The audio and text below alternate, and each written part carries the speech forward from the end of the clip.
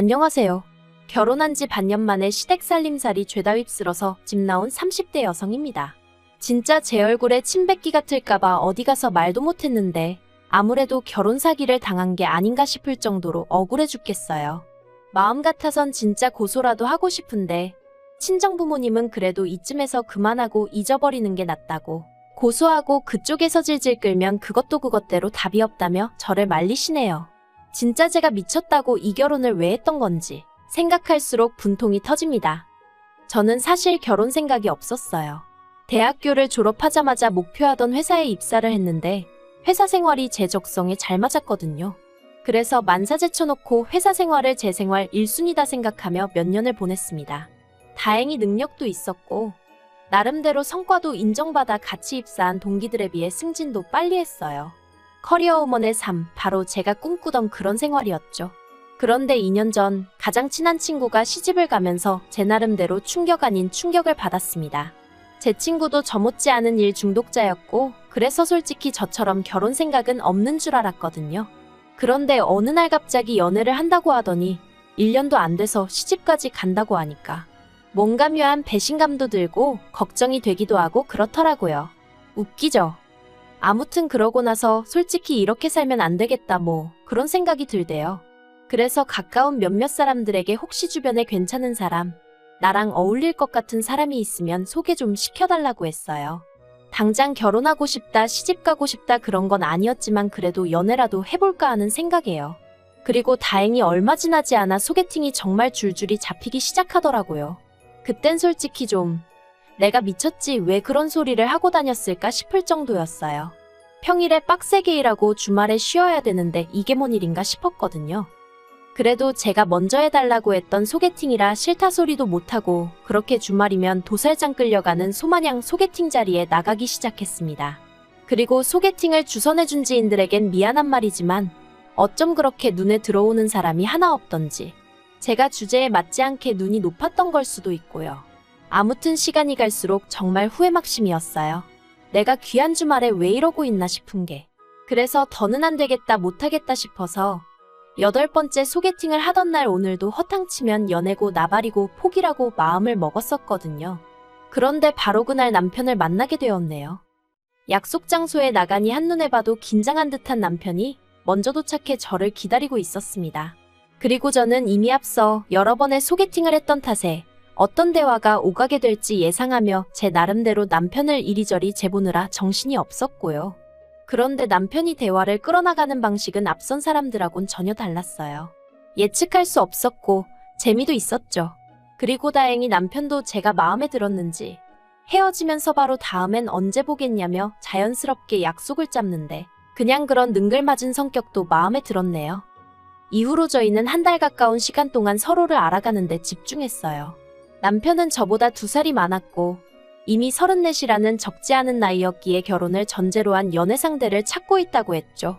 그리고 지금 돌이켜 생각해보면 제 눈에 콩깍지가 단단히 씌어있긴 했는지 저는 사실 결혼 상대를 찾고 있던 건 아닌데 저도 모르게 저도 그렇다고 했답니다. 그래서 저희는 연애를 시작했고 말이 씨가 된다더니 정말 1년 만에 결혼까지 약속하게 되었다니까요. 그런데 남편에게 프로포즈를 받고 처음 시댁에 인사를 드리러 갔던 날 저는 생각지도 못한 이야기를 듣게 되었습니다. 아버님이 하시는 말씀이 지금 저희가 결혼을 하면 금전적으로는 한 푼도 지원해 주실 수 없다고 하셨거든요.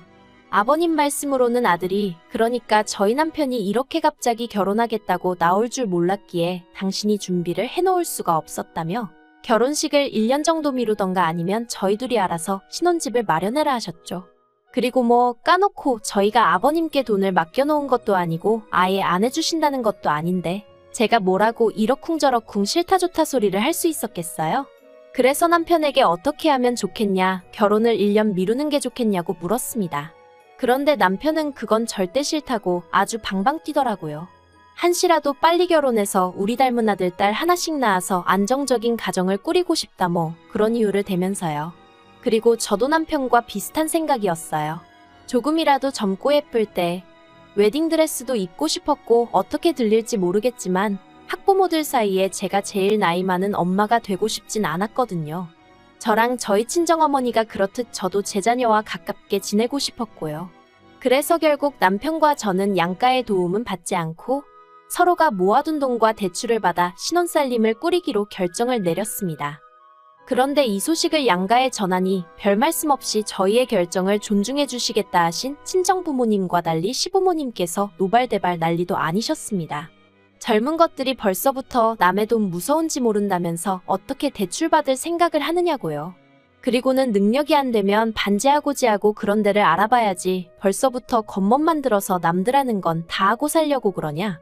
솔직히 시부모님 말씀이 아예 틀린 것은 아니었지만 그래도 서운하고 섭섭하대요. 아무튼 시부모님께선 크게 화를 내시며 대출을 받으면 부모 자식 간의 연은 끊는 거라고 엄포를 놓으셨고 남편은 남편대로 그럼 어떡하라는 거냐며 속상해하고 그러다 나온 이야기가 합가였어요. 결혼 이야기가 막 오가기 시작했을 무렵 남편이랑 이런저런 이야기를 나누다 부모님들은 어떤 분들이냐 뭐 그런 이야기를 나눈 적이 있어요. 그리고 그때 남편이 말하길 자기는 시부모님 특히나 아버님과 사이가 좋은 편이 아니라고 했습니다. 어려서부터 아버님이 워낙 엄하게 남편을 대하셔서 아버님이 늘 무서웠다고요. 그리고 아버님은 걸핏하면 성적을 이유로 남편을 때리고 때때론 집에서 내쫓기까지 하셨답니다. 내가 너까지 것 때문에 얼마나 희생을 하는 줄 아냐? 내가 어떤 고생을 해서 돈을 버는데 그 돈으로 이까지 거밖에 못하냐? 어린아들을 상대로 온갖 막말을 퍼부으셨던 거죠. 게다가 어머님이 평생 전업주부셨기에 금전적인 부분에 있어서는 아버님께 전적으로 의지하시던 상황이었고 그렇다 보니 어머님도 아버님으로부터 어린 남편을 지켜주지 못하셨다대요. 그리고 그때 생긴 마음의 상처는 어른이 돼서도 쉽게 사라지지 않는다며 자긴 나중에 애 낳으면 말 한마디 한마디 조심해서 할 거라 했는데 그런 남편의 속을 모르시는 건지 시부모님이 합가 얘기를 꺼내셨으니 좀 황당했죠. 그런데 더 황당한 건 남편이 그 합가제 안에 솔깃한 눈치였다는 거예요. 사실 시부모님께서 내거신 조건은 아주 나쁘진 않았어요. 3년 동안 합가를 하는데 생활비는 받지 않겠다. 몸만 들어오면 된다. 이거저거 돈 나갈 일도 없을 거고 그러니 알뜰살뜰 돈만 모아서 나가면 될 거다. 솔직히 듣기만 했을 땐 저희로선 전혀 손해볼 게 없는 듯 했죠. 하지만 그럼에도 불구하고 솔직히 저는 내키지 않았어요. 아버님과 남편 사이를 떠나서 저도 나름대로 신혼에 대한 환상이라고 해야 할지 꿈이라고 해야 할지 아무튼 기대하던 바가 있었으니까요. 하지만 시부모님과 남편이 양쪽에서 계속 저를 설득하려 들었고 결국 제가 졌어요. 신혼의 단꿈도 좋지만 현실적인 상황을 모른 척할 수는 없었거든요. 그리고 친정에서도 시댁에서 나름대로 배려를 해주시는 거니 무조건 싫다고만 할 게 아니라고 하셔서 그래서 그래 눈 딱 감고 3년 동안 돈 모아서 나오자는 생각으로 알겠다 했네요. 그래서 저희는 올해 늦은 봄 결혼식을 올렸고 그렇게 부부의 연을 맺었습니다. 시댁에 들어가 살기로 한 이상 남편이 쓰던 가구 중 몇 개만 새 걸로 바꾸고 나머지는 할 게 없었거든요. 그래서 결혼 준비 자체는 그렇게 어렵지도 까다롭지도 않았어요. 그리고 처음 3-4달 동안은 시부모님도 정신적으로 무척이나 잘해주셔서 이 정도면 살만하겠다는 확신이 들었죠. 그런데 그런 와중에 시부모님께서 생각지 못한 말씀을 꺼내셨습니다. 세 사람 그러니까 제가 들어오기 전에는 불편한 것도 몰랐고 뭐 집이 좀 누추하단 생각도 안 들었는데 막상 제가 들어오니까 저보기가 부끄러울 정도로 가전도 낡았고 이래저래 신경이 쓰이신다는 말씀이셨죠. 그래서 냉장고며 TV며 기존에 쓰시던 가전제품들을 새로 바꿨으면 좋겠다. 그리고 심지어 제 수고를 덜어주시겠다며 세탁기도 바꾸고 건조기도 하나 들여놓으면 좋겠다. 그런데 몇 날 며칠을 했으면 좋겠다고만 말씀하시지 도통 행동에 옮기질 않으셔서 왜 그러시나 했더니 제 이야기를 들으신 친정어머니가 하시는 말씀이 저더러 맹추라며 말뜻을 모르겠냐 너더러 바꾸라는 거다 그러시는 거예요. 순간망치로 머리를 한 대 맞은 듯 얼떨떨하더라니까요. 그리고 얼마 지나지 않아 어쨌든 그 당시까진 시부모님이 저에게 무척이나 잘해주셨고 친정어머니도 그 사실을 알고 계셨기 때문인지 친정어머니께선 2천만 원을 줄 테니 그 돈으로 가전제품을 바꾸라셨습니다.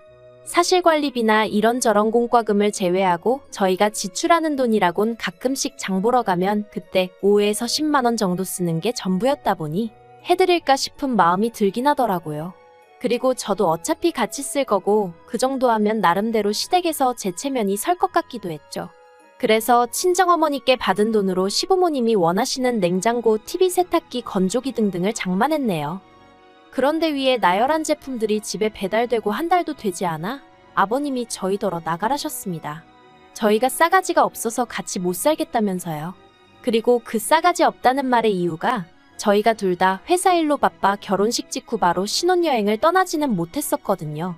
그러다 이제 좀 상황이 정리가 되어서 뉴욕 여행을 계획했는데 시부모님 특히나 아버님께서 계속 딴지를 거셨습니다. 그런데 가서 뭘 먹으려고 그러냐, 거기 치안이 어떻냐, 볼 때마다 이건 뭐 가지 말라는 건지 싫은 소리를 해대시니 결국 듣다 못한 남편이 아버님더러 저희가 알아서 하겠다고 한마디 했거든요. 그랬더니 아버님께서 말이라도 지부모한테 같이 가자 소리를 안 했다고, 그래서 저희가 싸가지가 없는 거라고요. 분명히 신혼여행이라고 말씀까지 드렸는데 그걸 저희가 시부모님한테 같이 가자고 했어야 하는 거라는 게 말이 안 된다 싶었죠. 그런데 이 일로 저희 아버님께서는 영까지 끊자 소리를 하시면서 저희더러 마음에 안 든다고 나가라셨습니다. 하루빨리 짐 싸들고 당신 눈앞에서 꺼지라고요. 처음에는 그래도 아버님을 이해해 보려고 했어요. 그래서 제가 원래 그렇게 곰살맞은 성격이 아님에도 불구하고 아버님께 화푸시라며 애교도 부려보고 그랬거든요. 그런데 아버님이 저를 무슨 투명인간 보듯이 하시고 요즘 말로 정말 개무시를 하고 지나가시는 일이 반복되니까 저라고 기분이 좋을 리가 없었죠. 그래서 제가 어머님께도 도움을 요청했습니다. 어머님이 아버님과 저희 사이에서 중재를 좀 해주시면 안 되겠냐고요. 그런데 어머님은 정말 말 그대로 나 몰라라 하시면서 너희가 잘못한 거니 너희가 알아서 해라, 나도 중간에서 불편해 미치겠다는 말씀만 하시더라고요. 그리고 저도 사람인데 계속해서 싫은 소리 듣고 거절당하고 그러니까 소위 빈정이 상하더라고요. 정말 마음이 너무 상해서 내가 왜 이래야 하지 싶었어요. 막말로 내가 잘못한 것도 없는데 왜 아버님 비위를 맞춰드리느라 안 받아도 되는 스트레스를 받아야 하나 싶은 게, 그래서 남편한테 그냥 나가자고 했더니 남편이 제 눈치를 살살 보면서 조금만 기다려보래요.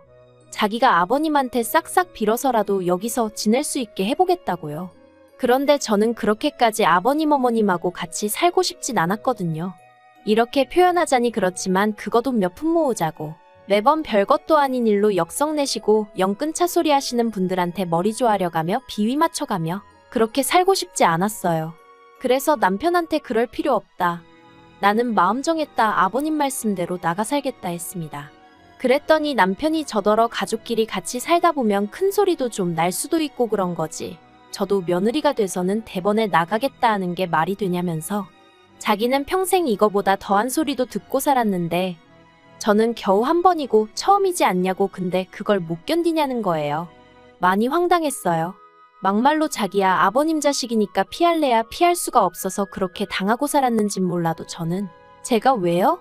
제가 왜 그런 수모를 겪으며 살아야 하냐는 거죠. 그래서 남편더러 평생 당하고 산 당신이나 앞으로도 계속 참으면서 살던지 하라고, 나는 그렇게는 못 산다 했습니다. 그리고 당신이 못 나가겠다면 나라도 나가겠다니까 그게 말이 되냐면서 어떻게 부부가 떨어져 지내냐는데, 어이없는 남편이 반응에 대화를 할수록 첩첩산중이라는 게 이런 거구나 싶더라니까요. 그래서 결국 저는 지난 추석 연휴에 시댁에서 나와 친정으로 향했어요. 이 일로 당연히 시댁은 또 한바탕 난리가 났고요. 어떻게 가시집 온 며느리가 명절에 가출을 하냐는 거였죠. 그래서 저도 어차피 제가 거기 있어봤자 아버님은 저를 못 본 척 투명인간 취급하시지 않냐, 그런데 제가 왜 거기 있어야 하냐고 받아쳤습니다. 인사는 받기 싫으시면서 저랑 말 한마디도 섞기 싫으시다면서 제가 부친 저는 드시고 싶으셨냐고요. 그랬더니 여차하면 봐줄까 했는데 도저히 안 되겠다며 가만 안 두겠단 말씀을 하시대요. 어이가 없어서 막말로 제가 아버님 자식도 아니고 가만 안 두면 뭐 어쩌시겠단 건지. 그래서 저도 더는 안 되겠다 싶어서 엊그제 친정아버지랑 같이 이삿짐차 불러서 시댁에 갔어요. 다행히 현관 비밀번호라던가 그런 건 그대로였고 어머님 아버님도 안 계시길래 저희 친정어머니가 사주신 가전제품들하고 제 물건 싹 다 챙겨서 나왔네요. 그리고 남편한테 내 건 내가 알아서 챙겨가니까 앞으로 잘 먹고 잘 살라고 문자 하나 보내놨죠. 그랬더니 얼마 안 있다부터 핸드폰에 불이 나도록 남편과 시부모님이 번갈아가며 전화를 해대기 시작했습니다. 그리고 남편한테만 20번 넘게 전화가 걸려오고 나서야 뭐라 짓거리는지 드러나 볼까 하는 마음으로 전화를 받아봤어요.